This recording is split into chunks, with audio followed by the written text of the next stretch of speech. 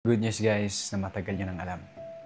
Finally, after 4 years of living the island kung saan ako lumaki, para tuparin ko ang pangarap ko na makakuha ng diploma sa magandang paaralan.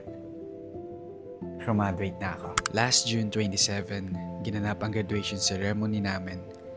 Ang daming mixed emotions.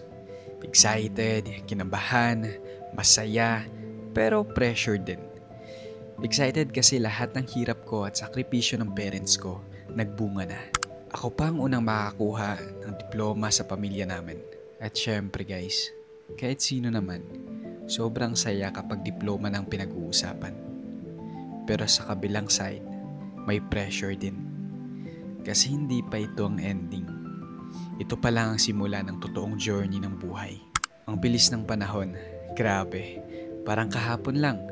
Clueless ako kung paano mag-commute, saan pupunta, paano makisama. Parang kahapon lang, nagpapakilala pa ako sa classroom. Tapos ngayon, tapos na agad yung 4 na taon. Kaya sa mga kabataan na nagdadalawang isip pa kung itutuloy nila ang pag-aaral, ako na mismo ang nagsasabi, ituloy nyo, hindi mababalik ang oras. Habang kaya pa, sulitin nyo. Mahirap? Yes. Pero lilipas din ang struggles. At isang araw, masasabi nyo rin na lahat ng hirap, worth it din. That's my day 6. And see you sa next video.